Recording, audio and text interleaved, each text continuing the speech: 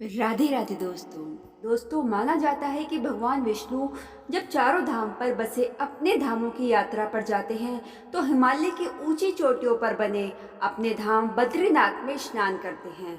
पश्चिम में गुजरात के द्वारिका में वस्त्र पहनते हैं, पुरी में भोजन करते हैं और दक्षिण में रामेश्वरम में विश्राम करते हैं।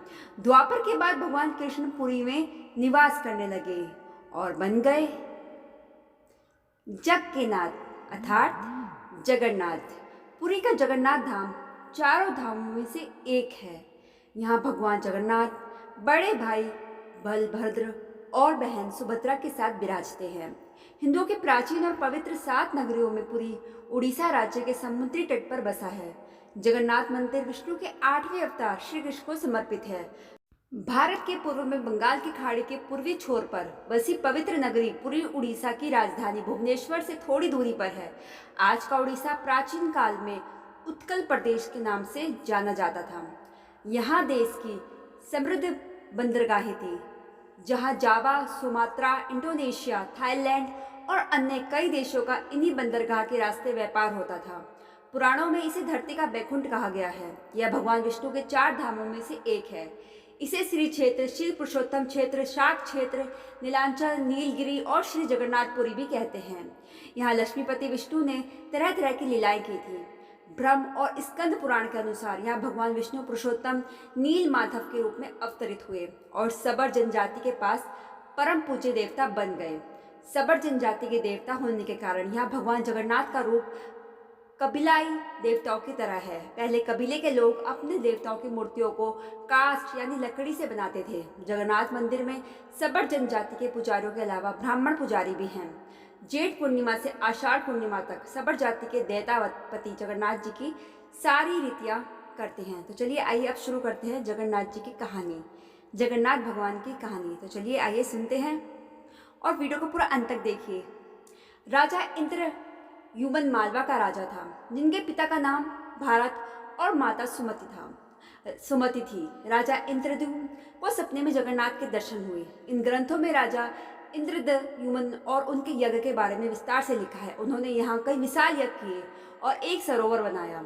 एक रात भगवान विष्णु ने उनको सपने में दर्शन दिए और कहा, नीलांचल पर्वत की एक गुफा में मेरी एक मूर्ति है, उसे नील माधव कहते हैं। तुम एक मंदिर बनवाकर उसमें मेरी यह मूर्ति स्थापित कर दो। राजा ने अपने सेवकों को नीलांचल पर्वत की ओर खोज में भेज दिया। उसमें से एक था ब्राह्मण विद्यापति। विद्यापति ने सुन रखा था कि सबर काबिले के लोग नील माधव की पूजा करते हैं और उन्होंने अपने देवता की इस मूर्ति को नीलांचल पर्वत की गुफा में छुपा रखा है। वह यह भी जानता था कि सबर कबीले का मुखिया विश्ववसु नील माधव का उपासक है और उसी ने मूर्ति को गुफा में छुपा रखा है। चतुर विद्यापति ने मुखिया की बेटी से विवाह कर लिया। आखिर में वह अपनी पत्नी के जरिए नील माधव की गुफा तक पहुंचने में सफल हो गया। उसने मूर्ति चुरा ली और राजा को लाकर दे दी। विश्ववसु अपने आराध्य देव की मूर्ति चोरी होने से बहुत दुखी हुआ। अपने भक्तों के दुख से भगवान भी दुखी हो गए। भगवान गुफा में लौट गए, लेकिन साथ ही राजा इंद्रद्युम्न से वादा किया कि वो एक दिन उनके पास जरूर लौटेंगे, बशर्ते कि वो एक दिन उनके लिए विशाल मंदिर बनवा दे। राजा ने मंदिर बनवा दिया और भगवान विष्णु से मंदिर में विराजमान होने के लिए कहा। भगवान ने कहा कि तुम मेरी मूर्ति बनवाने के लिए समुद्र में तैर रहा पेड़ का बड़ा टुकड़ा उठाकर लाओ, जो द्वारिका से समुद्र में तैरकर पुरी आ रहा है। राजा के सेवकों ने उस पेड़ के टुकड़े को तो ढूंढ लिया, लेकिन सब लोग मिलकर भी उस पेड़ को नहीं उठा पाए। तब राजा को समझ आ गया कि नील माधव के अनन्य भक्त सबर कबीले के मुखिया विश्ववसु की ही सहायता लेनी पड़ेगी। सब उस वक्त हैरान रह गए जब विश्ववसु भारी भरकम लकड़ी का टुकड़ा उठाकर मंदिर ले आए। अब बारी थी लकड़ी से भगवान की मूर्ति गढ़ने की। राजा के कारीगरों ने लाख कोशिश कर ली, लेकिन कोई भी लकड़ी में एक छैनी तक भी नहीं लगा सका। तब तीनों लोग के कुशल कारीगर भगवान विश्वकर्मा एक बूढ़े व्यक्ति का रूप धरकर आए। उन्होंने राजा को कहा कि वे नील माधव की मूर्ति बना सकते हैं, लेकिन साथ ही उन्होंने अपनी शर्त भी रखी कि वे 21 दिन में मूर्ति बनाएंगे और अकेले में ही ये मूर्ति बनाएंगे। कोई उनको बनाते हुए नहीं देख सकता। उनकी शर्त मान ली गई। लोगों को आरी, छेनी, हथौड़ी की आवाजें आती रही। राजा इंद्रद्युम्न की रानी गुड़ीचा अपने को रोक नहीं पाई। वह दरवाजे के पास गई तो उसने कोई आवाज सुनाई नहीं दी। वह घबरा गई। उसे लगा बूढ़ा कारीगर मर गया है। उसने राजा को उसकी सूचना दी। अंदर से कोई आवाज़ सुनाई नहीं दे रही थी। तो राजा को भी ऐसा लगा। सभी शर्तों और चेतावनियों को दरकिनार करते हुए राजा ने कमरे का दरवाजा खोलने का आदेश दिया। जैसे ही कमरा खोला गया तो बूढ़ा व्यक्ति गायब था और उसमें 3 अधूरी मूर्तियां मिली।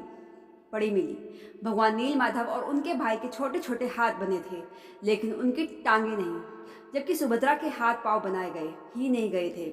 राजा ने इसे भगवान की इच्छा मानकर इन्हें अधूरी मूर्तियों को स्थापित कर दिया।